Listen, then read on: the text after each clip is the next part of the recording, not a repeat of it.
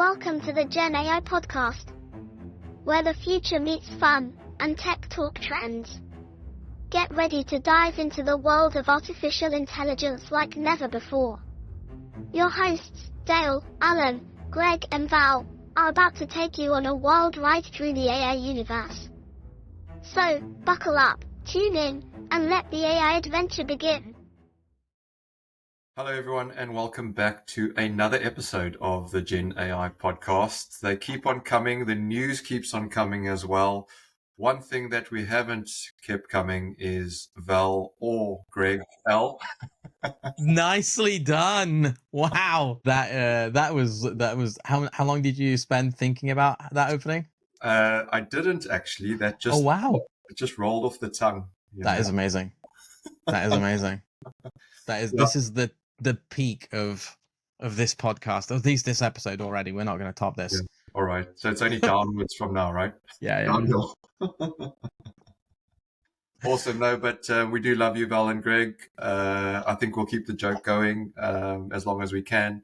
We'll promise to have Greg back in some way, shape, or form. Not sure about Val, but we'll keep talking about them and making sure that they get some sort of airtime.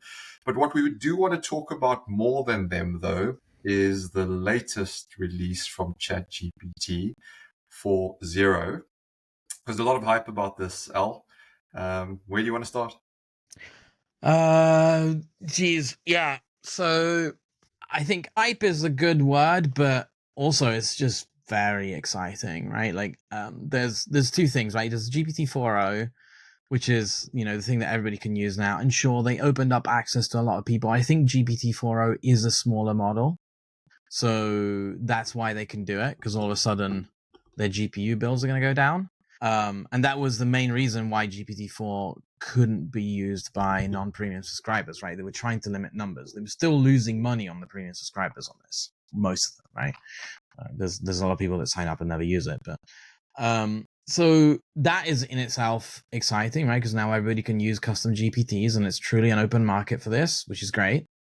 Your mileage may vary with how good custom GPTs are, depending on who built them and what they built them for, etc., etc., etc. All usual caveats apply. I think. The headline story is that 4.0 is a similar quality model in terms of reasoning to GPT-4 Turbo. However, we've all seen the demo with the real-time voice generation. That is cool, right? That is really cool, because then all of a sudden it opens up different UX, especially if you think at people with impairments, right? So if someone has a visual impairment, all of a sudden a model that has vision and can have a conversation in a way that feels more natural is very useful. And there was already a lot of technology out there doing this, but the fact that they're bringing it all together is kind of interesting. What will be interesting to see is what happens through the API, right? I'm always excited about the models and the APIs, mostly because, this is probably a pattern that's going to emerge over the next few years, is that ChatGPT is nice and you can solve a lot of problems, but it's fundamentally a B2C proposition, right? It's a consumer proposition, which is nice, right? That's how you get to 100 million users, 100 million active daily users, right? Which is a staggering number. I think that's almost as many as Facebook, to be honest. And it solves, the small daily problems on the fringes, or helps people do homework, helps people learn stuff. That is great. But, where you and I live, Dale, it's a different world. It's like B2B enterprise. You need to create complex value. That is not going to happen through ChatGPT. So I want to see what people build on top of this, right? What are people going to build that is new on top of GPT 4.0 that they weren't going to be able to build on GPT 4 Turbo through the API? And how can we use this new UX of voice, which is actually not available in the API, so, suck it. But eventually it will, I imagine, right? Like, why are they building it, right? OpenAI's biggest income stream is the API, and they want to be powering all the agents that everybody else is building. So eventually it will be there, right? What does this do to custom GPTs as well, right? There's going to be an angle for that. How are the custom GPTs going to be different? All this kind of stuff. The cool thing about 4.0 that I noticed though is that I think they trained a little bit further on data analysis, so that the data analysis part sometimes happens in the model. So when it's simple data analysis, tell me some of these things, or work out something relatively simple, like what is the most frequent occurrence in this CSV sort of questions. It doesn't have to go through code anymore, right? Which makes it extremely fast, and I love that, by the way. Yeah, it is very fast. That's the first thing you'll notice, right? It's very, very quick. I think that's because it's a smaller model, right? Yeah, I think we've gone down to like the 4 to 7B range. That's the sort of speed that you get from a Llama 3.7B sort of thing. Yeah. So yeah, that's great. But can we pick on the thread of the voice, the UX, because we spoke a few episodes ago around user interface, and the fact that largely it's people typing. This was back at the start of the year. And so now if that changes, because it's actually not new tech, as we said, you talk to Siri and Alexa and any other device that's been around for a few years. Yeah. It's better quality. Yeah. For sure. The difference now, because one of the demos was it not talking and translating into foreign languages? And I know you can speak a couple of different languages as well. So, how accurate is it from that perspective? Because if we're thinking from a business perspective as well, you're thinking cross-culturally, talking in different languages, different domains. Is this a game changer? Maybe. I'm thinking less about language, because I think that barrier is already broken down. So yeah, maybe everybody interfaces in their own native language into the agent, right? And then the agent bridges these gaps a little bit more seamlessly. And that's interesting. I do think there's just a different bit rate. So why do humans prefer getting on a call than sending an email, right? And it all gets down to the bit rate of information that you can send at, right? So I get frustrated when I have to type because my brain moves faster than my fingers, right? This is also why I'm very excited about brain-computer interfaces once they're safe, because it's also true of speech, right? Speech is slower than thought. I mean, if it was the other way around, we've already got a lot of stupid stuff circulating around. It would be even worse, right? And in some cases, it isn't true, but mostly it's true. So it's all about having a faster interface into something. And I think the thing that is really good about this UX is the latency, right? So the difference of if you talk to Siri, if you talk to Alexa, if you talk to your Google Home, you're saying something, you finish your request, you pause 2 seconds, you hear an answer, right? Mm-hmm. That's not how people talk to each other. That's a very low bit rate, because you're waiting turns, right? Waiting turns adds latency, reduces the bit rate. Yeah. And this is where the UX of how humans interact with other things or other humans, it's all about bit rate. It's why people interrupt each other, right? Because like, I really want to say this thing, but this guy's moving too slowly, so I'm just gonna butt in, right? And yeah, I think this is where the big difference is, right? And I know of a few other companies that are working on this kind of stuff, right? And notably Synthesia also probably at some point going to work on interactive avatars. There's a few more. I'm a big fan. A friend of mine started a company last year called Newphonic. They are basically building the same tech that OpenAI has used for voice. Wow. Okay, so what they're doing is, they're streaming the audio straight out of the model. So you don't have to wait for the generation to complete and you start speaking, right? And the way you do it is you generate the sound directly and you start playing it before it's finished. So you do run the risk of buffering out, and then it stops, and you got to wait again, right? But if you make the generation quick enough, that's not going to be the case. But that's also not too different to human beings, right? Because I might be thinking of something and I don't know exactly the see, Yeah. I've paused there. Yeah. That is true. That is true, right? Right. It's just that, you know, that those pauses are not going to feel very natural if it's an LM for now, or at least 4.0. When it was pausing, it felt like it was breaking up. But it's actually like really good compared to the state of the art that we had 3 weeks before. It's really good. So, you know, I take my philosophy of thinking about how good is an innovation from this is a YouTube channel called 2 Minute Papers, where this guy explains a new research paper, I think every week, maybe every day, in 2 minutes. It's usually 4, but it's called 2 Minute Papers. And he always says, don't think about just this paper. Think about what it's going to be like 2 papers down the line, right? So don't just think about this OpenAI announcement. What's going to be like 2 OpenAI announcements down the line with this, right? Because they've set the direction, right? So I can join some dots for you if we want, right? We're in the hobby of forecasting what's going to happen, and I told you about UX. OpenAI has Sora. Yes. GPT 4.0. The next step is that the video comes out of the GPT, right? I don't know how long it's going to take. That is a very difficult thing to do, but obviously that's going to happen, right? You just need to join the dots forward a little bit, and that's going to come later, right?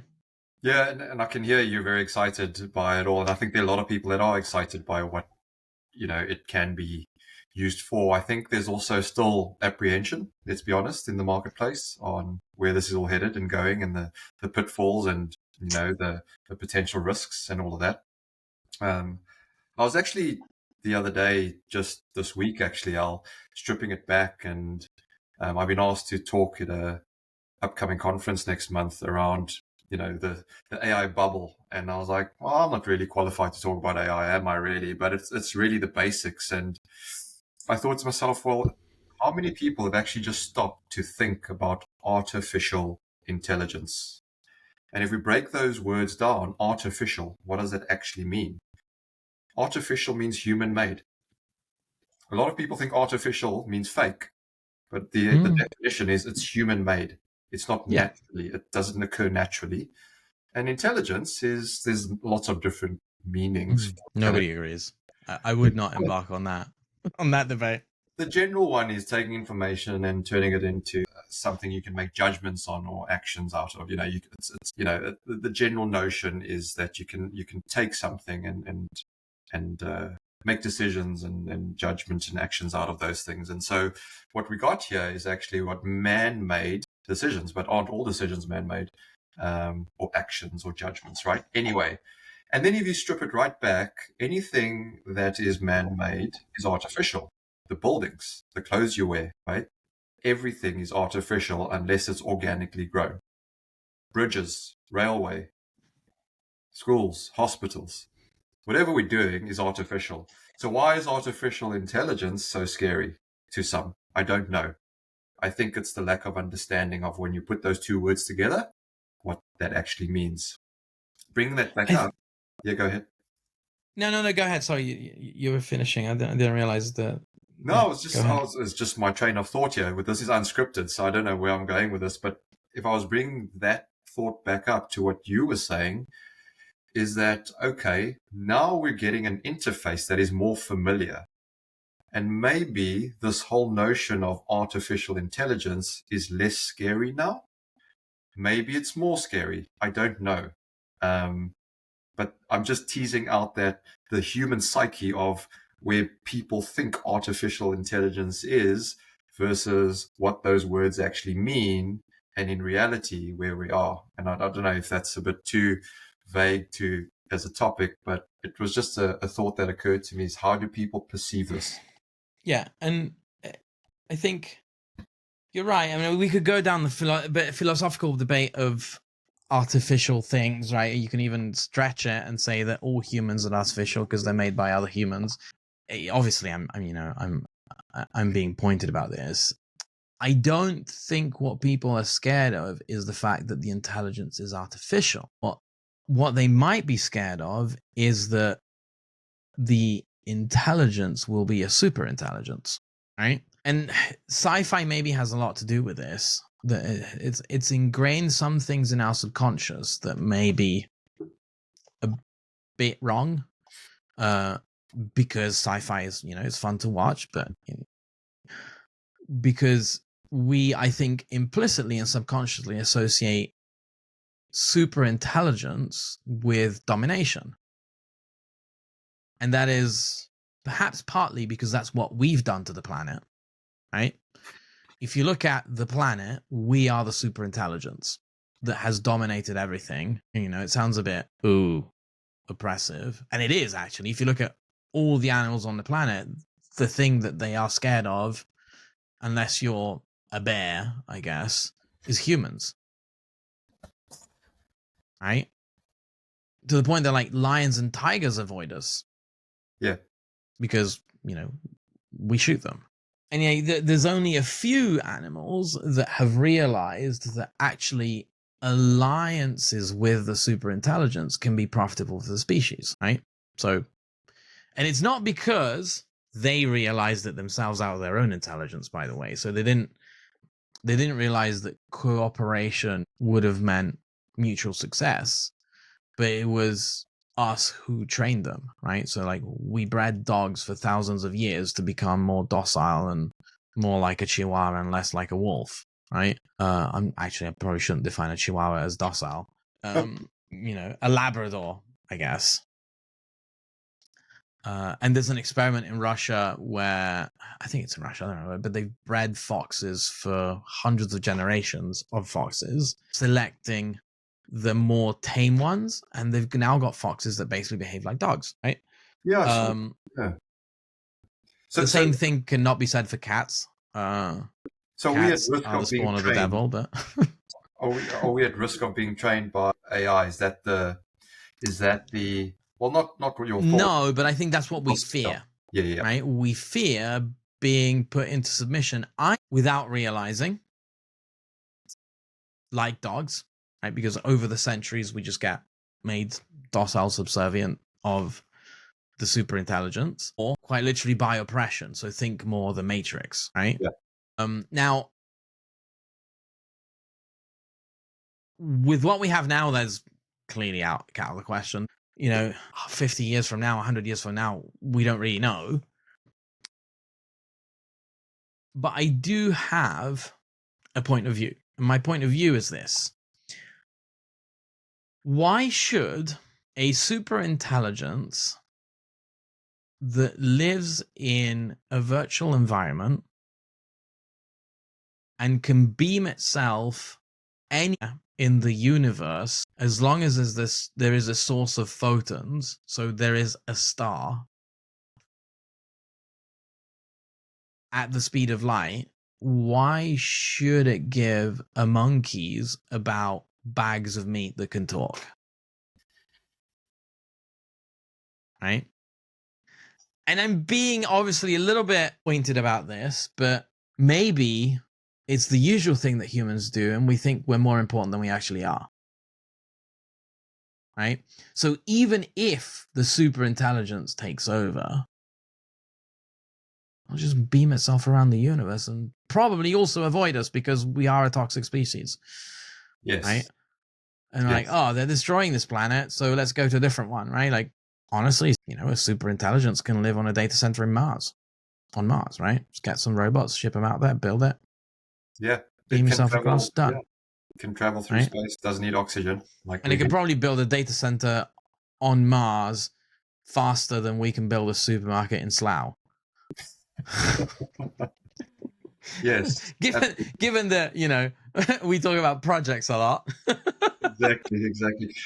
Before we get accused of doom mongering too much, I think No, and this is not doom, right? This is more like, it's not doom. We just might actually bootstrap something that goes away and does other things. Yeah, exactly. No, I'm with you there. Yeah. And I think it's interesting, worth exploring, what some of the fear factor might be.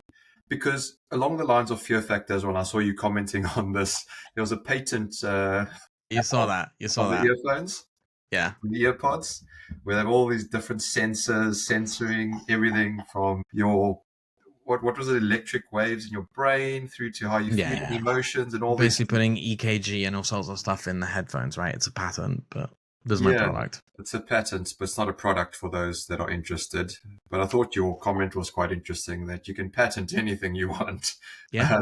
Doesn't mean that it's going to come into production. But I guess it's a scary thought that organizations are actually thinking this way. For some, that's the fear factor as well. And I guess as humans, there'll be fight or flight regardless of what happens in the way. Yeah, look, we'll be always doom mongering, right? We were doom mongering about cars. We were doom mongering about the invention of the telephone. We were doom mongering about the Internet. invention of the internet. We were doom mongering about the invention of the button in the lift, because what will happen to lift operators, all that kind of stuff. So we'll always do it. It's humans' favorite pastime is to both doom monger and dismiss at the same time. Yeah. Right. So. And that will always happen, and we just have to live with it. I agree. I think people should take up hobbies. You play golf, right? I play cricket, so people should take up sports instead of. People are doom mongering about AI in golf. Really? I'm literally. It's not a plug, right? But there's a golf event next week, which we have a participation in. So I'm doing a little talk. I'm doing a fun talk about AI and golf, right? And there are people like, oh, golf is not what it used to be because now, because of AI, all the clubs are easy and people can measure the distances perfectly and you don't have to think. And I'm like, who cares, right? If it makes it more fun, it's great, right? I mean, it's not like all of a sudden you're going to have AI that's going to make you win the USPGA championship, right? So, yeah. Unless you're already at Rory McIlroy's level. Anyway, yeah. End of parenthesis about golf, I guess. But it doesn't matter. So it doesn't matter what hobbies you get; you'll still see those behaviors, and I think it's fractal, right? It will always happen. Yeah, and as we've been requested, and as we should always have opposing views and perspective from different parts of the world. But on that as well, one of the things that have emerged over the past weeks, months, is this topic of prompt engineering. And I know you put effectively from day zero of LLMs, right? It's like, there's a new job. It's the prompt engineer. Yeah, exactly. But I think it hasn't been sort of spoken about very openly until quite recently, or certainly it hasn't really been something that a lot of people have spoken to me about until recently. And it's becoming a bit more mainstream, I guess, if you will. You've probably been doing it for about 20 odd years, Al. Well, not 20 years, no, but it does litter my LinkedIn a lot. Yeah. And it's interesting. So for those that have never heard of it, what is prompt engineering? So prompt engineering, actually connecting to what we just said, prompt engineering is also something that there's both doom-mongery and dismissal at the same time, right? So there are people that are saying that prompt engineering is going to replace software development because you can now just describe what you want in natural language, so you don't have to learn to code. Oh my God, it's going to take all the jobs, right? And it's less heavy lift cognitively for people. So it's destroying our trade. And also there are people who say, it's just writing stuff in English. Why do I need to learn this, right? And the reality, as always, is it's neither of those two things, right? So prompt engineering is basically a discipline that's emerged out of the fact that the way you structure your question to an LLM matters disproportionately to the quality of the output that you get, the quality of the response, right? So you start from that premise. If you ask a question that is 3 words, you'll get a vague, non-committal, not exactly great response most of the time, unless those 3 words are "how are you?" And so you have to add detail. There's all sorts of techniques that have emerged. There's all sorts of documentation on like how to write a good prompt. And prompts get longer and longer, right? There are many programs for the LLM to follow It's just that you're not writing them in Python, you're writing them in natural language, right? To the point that, there are techniques such as few shot learning, where you're effectively putting a training data set in the prompt and saying, this is an example of what good looks like. Now go repeat it. Yeah. Right? There's one example of the techniques in prompt engineering. Yeah, and as you're chatting there, I was wondering to myself, with what you just spoke about, where, voice is coming into it, that will take some thinking, because I was thinking in my head, which is better? And it doesn't actually matter, because it's turning your voice into text anyway. But if you were to write something, I guess you'd be a bit more considered in how you're asking it. Whereas if you're talking, it's just natural. Does it make a difference or not, in your opinion? It does. Okay. Right? And I think it's interesting, right? Because it's not really being turned into text. Like they're streaming the voice straight into the model, right? So it's getting. So it's not going speech to text. Well, I don't know about the details of 4.0, but most multimodal models have it streamed in as text, not as text, directly as audio, and that may help the model differentiate between the two ways of speaking, right? But prompt engineering is also mostly about the system prompt, the thing that you and I don't get to see, which is, what does OpenAI instruct the model to do, and how is it instructed to behave? And that is also very important, right? So if you're building a custom GPT and you go through the wizard and it asks you all these questions, describe what you want, etc., that in the back is generating a system prompt that describes to the LLM how to behave within that agent, what data it has access to, what functions it can call, all that kind of stuff that goes in system prompts. And so system prompts also have a disproportionate impact on the quality of the responses that you get. There's another technique, which is prompt rewriting, which I'm getting more and more interested in, which is, I can type a question that is half a sentence. But then before I get the agent to try and attempt to answer that question, I do an intermediate step where I take that half-baked question and I try and get an LLM to expand it according to a set of principles. So basically you have the LLM constructing the actual prompt from a very vague small question, because maybe you already have other bits of context in the system if you're building an agent within your product, for example, right? So prompt rewriting becomes a little bit important. Yeah. And how would those listening decide which technique is better?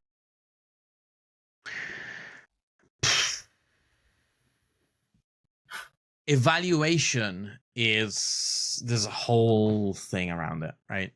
Evaluation, because you're no longer able to do things deterministically in evaluating the quality of the outputs, right? So you can't do things like classification. It was easy. We used to just use accuracy and recall and precision, right?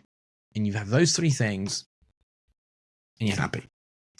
And you could do, you can get into fancy metrics like area under curve, all of that. Or if you're looking at forecasting probabilistically, you do other stuff, right? But we're kind of in that realm. And like the most complicated thing that you would do there is a Breyer score, right? Which I think most people nowadays, especially if you're in the world of forecasting, is easy to digest.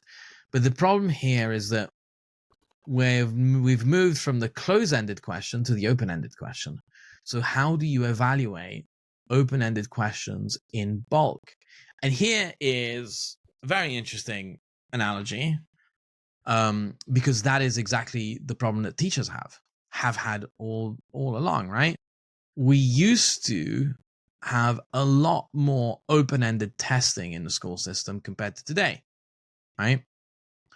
I'm seeing a lot more maths, for example, in instruction and testing based around multiple choice. Why? Because it's easy to grade. But is that good? I'm sure we can get into the debate about teaching, but I don't think that's the point. But if you don't have the opportunity to do that, it is very difficult. So what we do is we have a predetermined set of model answers most of the time, right? Mm-hmm. So you construct your test set like you would normally do in machine learning, where you have a question and you have, this is a good answer. And then you have to find a way of figuring out the distance between your model answer, which you consider to be the best, which may not actually be the case, but let's assume that it is for a minute, because otherwise that makes things even more complicated, right? You need to evaluate the distance between your model answer and the answer that you got from the LLM, and you've got two of them, right? So which one is better compared to my model answer? And I pick that one, and then you score if you're comparing two LLMs, you can score them against each other, or comparing two, I mean, it could be the same LLM with a different system prompt, right? Or if you're comparing two different ways of asking the same question, right? So you have like different user prompts for the same target, for the same goal. A lot of it stems or starts in a bootstrap from human evaluation.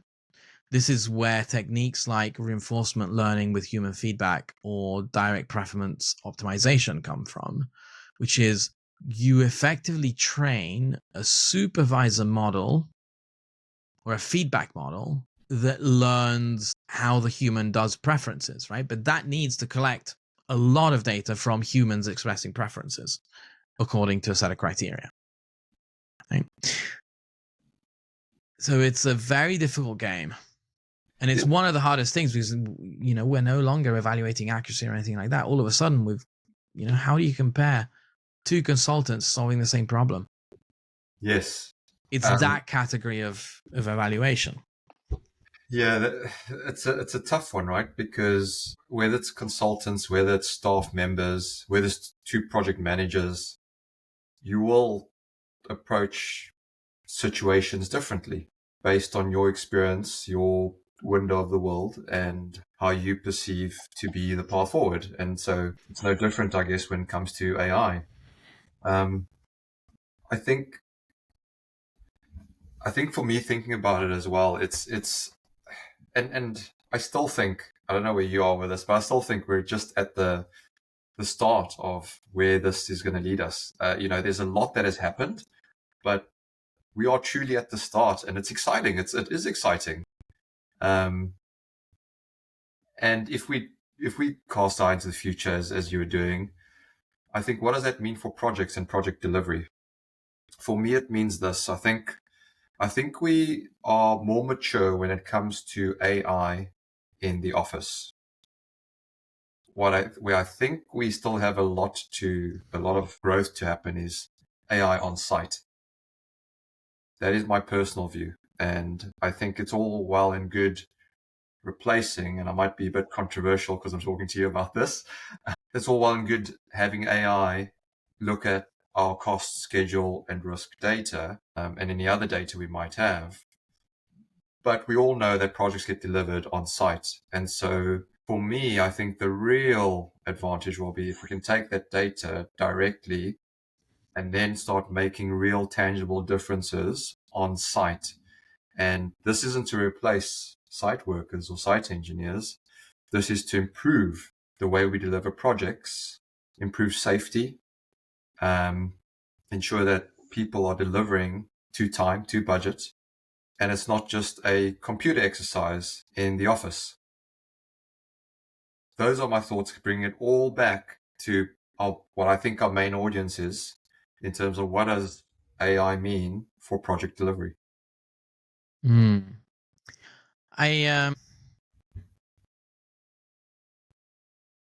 I've been a fan, and I'm sure I've said it on this podcast as well for a long time, of agents that do things, right? Like, it's a little bit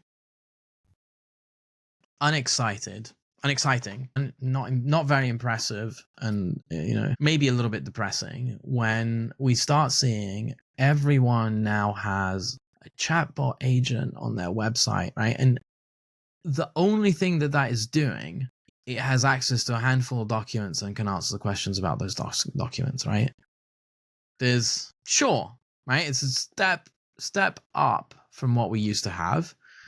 But if we really just expect that this is what AI is going to do for us, then it's not going to change anything, right? It's not it's a convenience, but it's also something that you wouldn't spend a lot of money on. And for what it costs to build AI, that becomes a negative expectation proposition, right?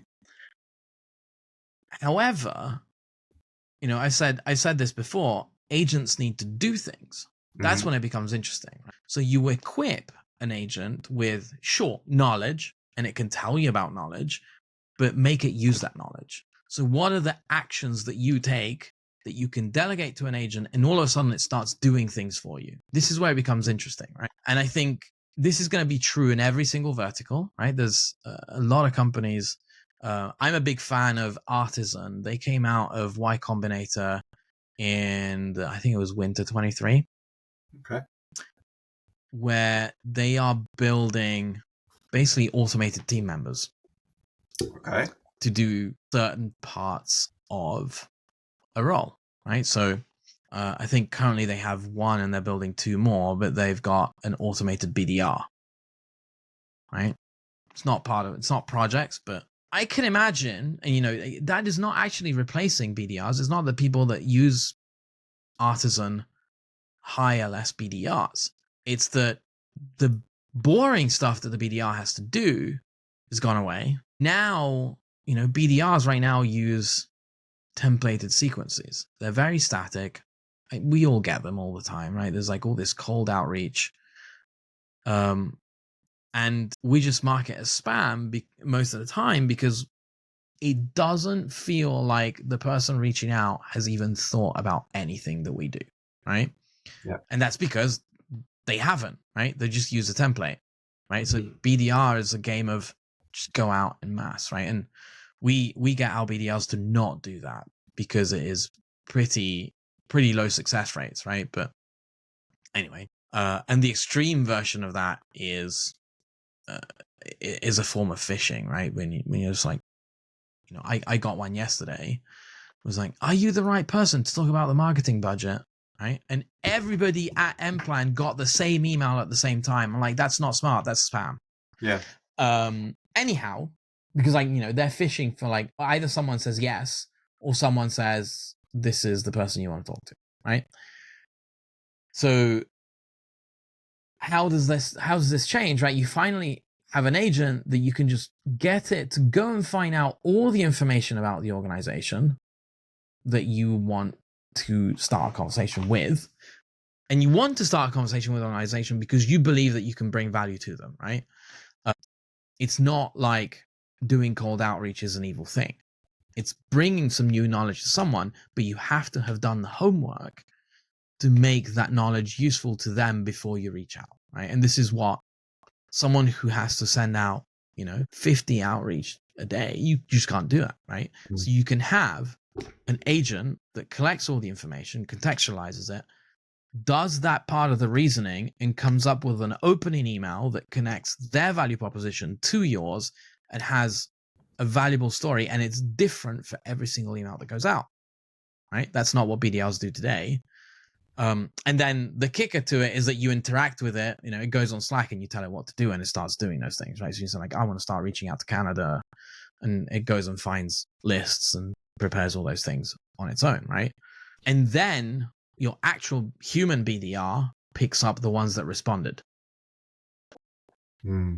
Right? So all of a sudden you got BDRs that are 4,000 times more efficient. I went down a little bit of, a rabbit hole here. But what I think is important is that this is going to happen in every industry. And, this is where, again, right, dismissal and fear mongering, it's going to take everybody's jobs. Or dismissal, it'll never be good enough. And it's never going to do it the same quality of a human, right? I'm getting in front of those two questions because those are the two questions that are always gonna come up, right?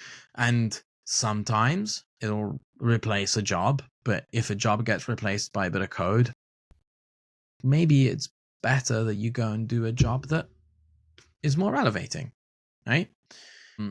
And sometimes that will miss the mark. No, that's exactly. Fine. Where I am with it, when people ask me, will AI replace jobs? I'm generally in the current state that AI is in, I'm saying, no, AI won't replace your job. People that understand AI will replace people that don't understand AI. And I think we'll continue to be in that state, my personal view, for a little time to go. But we'll see incremental, where jobs will slowly phase out and new jobs will appear. But it's a really interesting space. I think we do go down rabbit holes, which is great too, because we do have listeners. And I want to give a shout out, Al, because we've got a couple of comments from the last. Ooh, episode. yes. So Deepak Mystery, D, thanks for your comments. One of his key questions was around if we can get sort of real-time insights now these days. Will we have people, decision makers, that are comfortable making quicker decisions because they have quicker information? That's a human factor, I guess, to consider. Well, it is and it isn't, right? Sure. And let's think about the extremes of the scale, right? So speed of getting information is probably only about 10% of it. And, we've seen this with dashboards. Dashboards as an exercise have largely failed and have become a cottage industry a bit. Well, very large cottage industry, governed by Power BI and Tableau and Looker, where the speed of information arriving doesn't actually solve the problem, right? It makes it a little bit quicker when you have a problem and you want to solve that problem and you kind of know how you want to solve that problem and you just want to go and get some data. It's there in the dashboard. I don't have to go and collect it. Great. Nice convenience. Nice to have, right? But speed of decisions requires something a little bit more than that, right? First of all, if you just flag information, there's a big gap, right? And I've learned this on my own skin through 6.5 years at Mplan. It doesn't matter how fast or how good the information is. The only thing that matters is the action that gets taken, right? And the gap between the information arriving and a decision being made is the largest gap in the whole process. Because, I could tell you, I don't want to go too much into like Mplan specific stuff, right? But I could tell you, your project has no way of being completed on time. And this is why, right? Even if let's hypothetically say that we got Mplan didn't exist, right? So I can make this example easily, but forget Mplan. You had like a magic black box, right? Because Mplan is not this, right? You had a magic black box in 2009, right? Where you plug in whatever information you have about Crossrail, right? Or actually, at that time, we were already talking about high-speed 2, so you could plug in it about high-speed 2, right?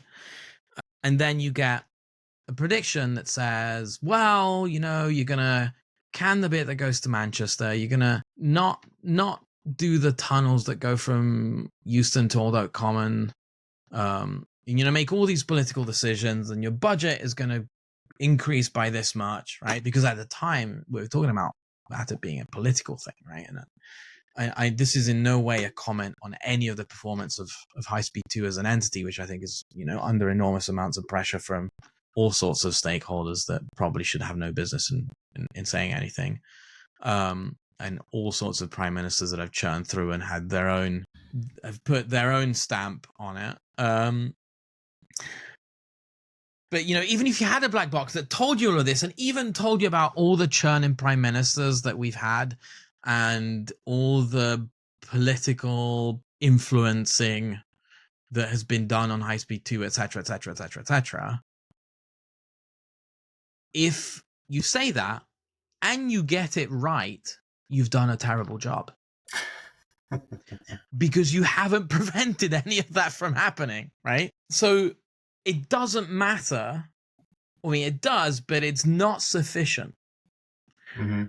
The most important bit, and this is a conversation that I get into a lot with risk managers. The most important bit is not so like, if a risk manager spends all their time doing Monte Carlo analysis and virtually zero time arguing with a PM, that they're spending the wrong amount of time on the wrong part of the job. It is better to have a bad forecast with two good things that you then go and push and make happen, right? If we're talking about risk management, this is true of every decision making, right? Mm. And really, the job of a PM is to make decisions, right? So the better we can bridge that gap. So how is AI going to help, right? That was the question. How can it make that part better? This is where I think, and this is where I think agents are going to be very helpful, because agents can go and do stuff for you. Now you can get an agent to start asking about all the million different bits that you need, not to find out, but project, right? So if you're making a decision, decisions are always about the future. Your decision-making process is, whether it happens explicitly or whether it happens in system 2, it's always in some way an evaluation of future outcomes and tracing back from the desired outcome through to the actions that join up your current point in space and time to that point in space and time where the desired effect happens, right? That is the decision-making process. And that's how you get to, I want to do X rather than Y, right? Because I believe that Y is the first next step that I need to do on this path through space and time that gets me to this desired outcome. This is true of any decision. If you don't do that as part of your decision making, that's the first thing you need to fix. Where AI helps is that you can make more of that reasoning explicit and based on information. So whether it is information about the past that gets reprocessed and summarized, and you now have the bits that matter to you visible immediately, rather than have to go through a dashboard that has 4 million things, or whether it is about, get the AI to simulate the future in various different ways, and now I have 400 different versions of the future to pick from and make my decision. So I choose the one that I want, and then I build the path backwards to where I am. And it's fascinating because listening to you there in my head, because I'm a simple guy, Al. So I was trying to simplify it. I'm going information, thinking, decisions, actions, in that order, right? In simple terms. And I think what we're saying here is that traditionally information takes time, and we're getting that far quicker now. So we can get information quicker. The thinking, decisions, and actions could potentially be quicker depending on the person. But the real impact on the outcome is the action. But it does, absolutely. It does stem from the information. So if we're saying we can speed up the front end and get rich information, more context, clarity, contrast for the thinking to make the decision, for the action, I think we've done well. Yeah, I do think there's, quality of action depends a lot on the thinking, right? So where I usually go with this is think about chess, right? Mm-hmm. Humans have been beaten at chess for a while now, right?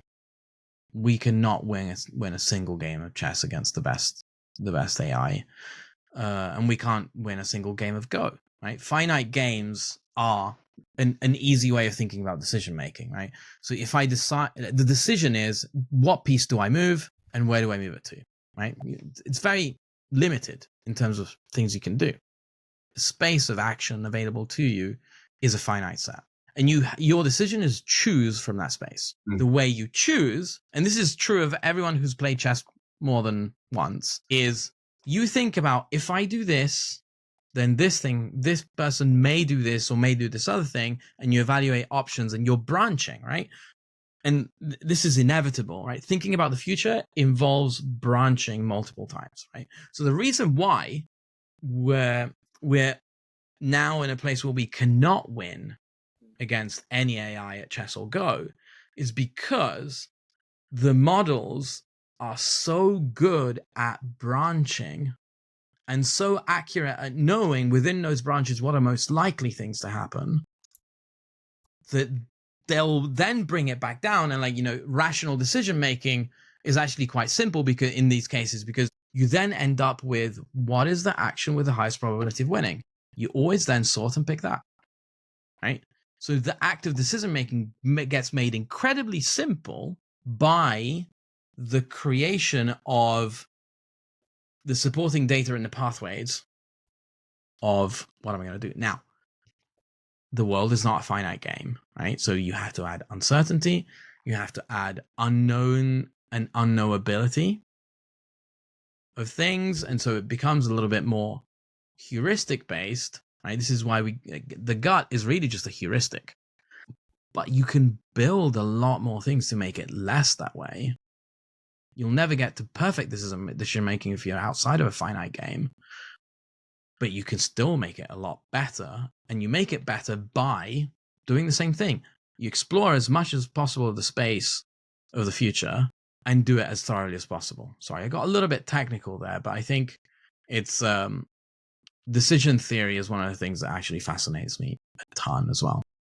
No, I think it is a fascinating topic, and it's good because we're starting to bring, for me, human factors into the technical as well, which is great.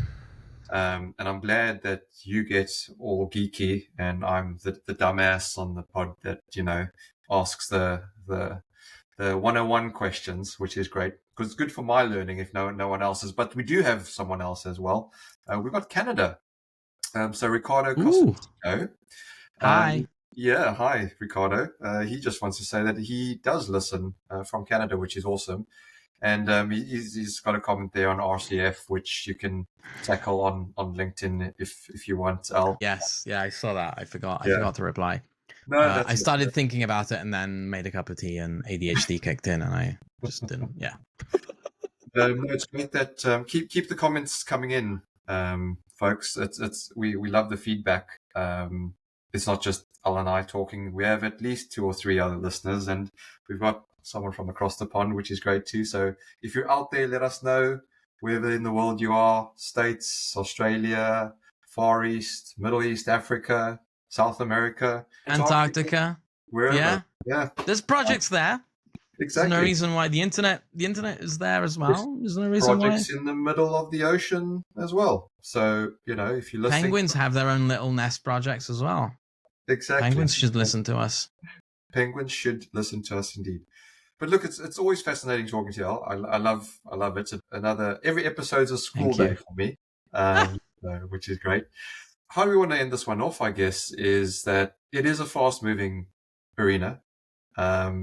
This is what are we on now? Episode 12, I think, from memory. And just in 12 short episodes, if we look back to episode 1... We've got more episodes than Star Wars now. Original saga. Exactly. But I think if we look back to the first episode or 2, which wasn't that long ago, probably a lot of the things have changed since then even, and that's a very short space of time. Yeah, so was that 4 months? 5 months? Not that long. So it'll keep evolving. Hopefully we'll keep giving you the insight, the entertainment, but not just the entertainment, the information as well. Or Al will give you the information. I'll give you the entertainment. I'll make a lot of stuff up. You're going to hallucinate. You're going to generate. Yes. Yeah, absolutely. I'm going to hallucinate. There we go. Nothing illegal was consumed in the making of this podcast. Just a disclaimer. Just my t-shirt. Just the t-shirt. Yeah. Everything's artificial. But with that, Al, any final thoughts before we end the show? Yes. Doom mongering and dismissal. Remember, when you see either of those two things, it's just normal. We've done it for every single thing. We even did it about Bitcoin. And what's happened? Nothing, right? So Y2K bug? Yeah. So I mean, a lot of work went in under the hood to not have that be a problem. So maybe. Sure. But, there was a lot of fear-mongering and there was a lot of dismissal about it as well. And it's always going to be true. Yeah, exactly. So just think somewhere in the middle and you'll probably be more correct than either of those two things. Absolutely. Well, we've said it before and we'll say it again. Be curious, but be cautious and you can't go wrong. Or just reach out to Al and he'll tell you. But folks, I think we'll leave it there. My email is dale@genai.com. Yeah, you'll get no response from that email because it doesn't exist. But have fun emailing it anyway. The best place to go is LinkedIn.